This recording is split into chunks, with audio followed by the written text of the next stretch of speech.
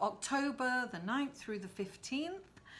And here we have, I've pulled, or 7 cards popped out. It's fluid energy. It can happen anytime during this week. If you'd like a personal reading, it is important to get a personal reading. It really is for focus and really, you know, honing in on you and what you want. You don't have to get it from me. I'm talking about from anyone. I'm just going to put that out there. If you want a personal reading from me, you'll find that information in the description box below. This is also for your sun, moon, and rising, and that information is in the description box below too. Thank you for all the love last week. Thank you so much. I appreciate you all. I really do. Thank you. I would love it if you would give me a thumbs up if you like this video, if you would give me feedback or comment. I always answer and respond to the comments. And subscribe if you haven't already. And if you'd like to, if you feel inspired, please share this video. Anyway, let's go to the cards, shall we, for this week, Aquarius. So we start off with the 10 of Swords, and this indicates to me that you've been through it. This is really, you have been through the ringer, and you are at this point where you're like, I'm done. Now, this could be any kind of situation. It could be a relationship that you've been in that you're just done. You can't take it anymore. You've given it a million tries and you know that you should have left a long time ago, but this is like you see it and you're moving on. You can no longer stay in it. You know what's interesting? We have on the 9th, we have Mercury and the Sun squaring Pluto, and this is what this kind of indicates to me. And it's like the deep dark secrets that we have even from ourselves. It can be denial. This stuff comes up like really deep down. Stuff comes up, and so this is kind of apropos for that. You know, it's these deep dark secrets will come up from the depths and we'll be like, oh no, we can't deal with that. That's it. We're done. We're, you know, the light has been shone on it and we are moving on. And what's really interesting is Jupiter moves into Scorpio on the 10th. Now, Jupiter stays in a sign for a whole year. And Jupiter is the planet of expansion, bigger, better, more, right? And Scorpio is for the deeper meaning, really deep down, spirituality, you know? So Jupiter going into Scorpio is going to give you the deeper. So it really, with the Mercury and the Sun squaring Pluto and that energy, it's like, ooh, things are going to come up. So anyway, we have the wheel, right? Now the wheel is amazing because really this is like new beginnings. This is the end. This is the end of a very difficult situation that you can no longer, I don't have to tell you to move on. You've come to that conclusion. You're moving on. This is you moving on.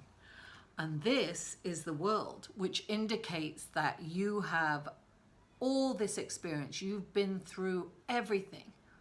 Now, when the world comes up, this is an opportunity. This is saying that the universe will support you in a completely different direction.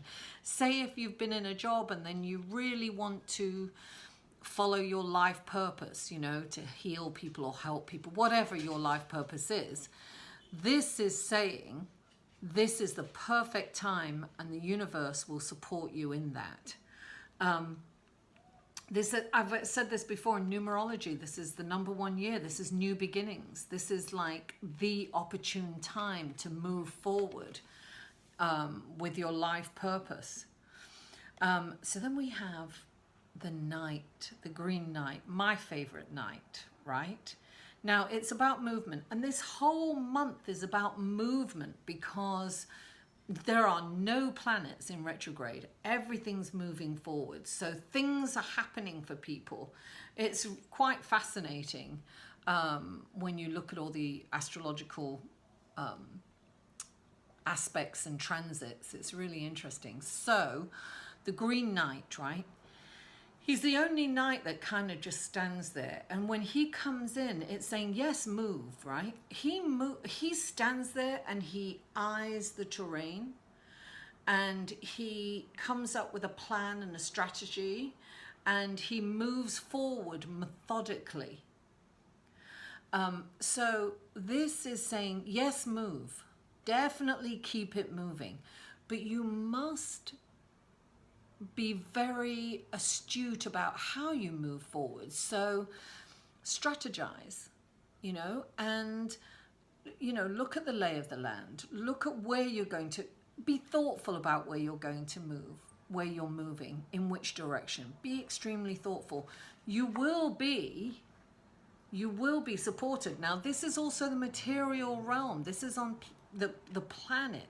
He is the protector and the champion for, the planet, for the fairies, the fairy realm. It's all about, Earth. So I always say also that this is reminding us to really think about our planet and send love to it. Send love to the planet. Focus on, this is a time, because it's really positive, it's a really powerful manifesting time, right? So this is what we're moving into this time. Focus on the beauty of the planet. Don't focus on the negativity, because whatever you focus on expands right now, right? So focus on look, when I walk with my dog, I take photographs of these beautiful little, look at the, the microcosm world of the plant and the I see so much beauty in the city, nature, how it takes over and where it pops up. It's just focus on the beauty of the planet, right? Because whatever you focus on expands. So see her as healthy and beautiful. See Gaia as healthy and beautiful, and that's what she will become. Now, then we have the Four of Wands. This is a beautiful energy. This is like, look, stability and structure and foundation. And then it's almost like you think of, I always say the Four of Wands are like a table. You've got this structure and stability and four legs that are, that are stable. And look at that. It's like everything comes together, right? All the four posts come together and they create this beautiful light. So this is a beautiful foundation. Wow. This is, I'm seeing your cards and it's really amazing. Aquarius, things are really turning around for you guys. So then we've got the Queen of Wands. Now the Queen of Wands is this passionate, gorgeous, fun. She's the life of the party. Everyone's drawn to her. She's about beauty. She's about passion and creativity. And so I am really feeling that you have to really focus on creating something wonderful, and whatever you're creating is going to be a huge success. I really feel that. I feel it's time for you to move in a different direction. I really do. Definitely, because you're over this situation. You're going to move in a completely different direction, and you're going to think about what you're going to do, and you're going to move methodically and strategically, and you're going to build a solid foundation, and it's going to shine. Look, you're going to be very focused on creating something amazing. Like, just tap into creativity. When you tap into creativity, you're tapping into source energy directly. You have a direct line. It's like the telephone to God, right? Tapping into creativity. Tap into that wonderful deep pool of white, glorious light energy. And this is faith. Now, you know, it depicts all these different religions, and it can be the Hierophant in some, you know, the Pope in others. This is about having faith and knowing that whatever, oh, look, you've got a pair. Sorry, I'm a bit distracted here because you've got the King of Wands too. The King and Queen of Wands with the faith in between. And look at that. Look at those colors. They're all the same. Look at that. All the colors are the same. This is like, you really have to tap into source energy. This is success, creativity. This guy is busy. He does not stop. The king does not stop. He's a brilliant leader. He loves his people. So is she. She's brilliant too. And this is the male and female energy coming into play here. Leaders, wonderful leaders. So I see, and you have to have faith and know that things happen for a reason. And you really tap into, darling, this is about meditation. Meditating, connecting with your source energy. This is so important. Whatever you do, make it for the higher good of everyone. You know, make it to help people go forward, and then it'll be really successful. I see major success here. But you must be in faith, and you must make decisions thinking about the karmic value, and think about look, Jupiter is about we and us as opposed to me and I, right?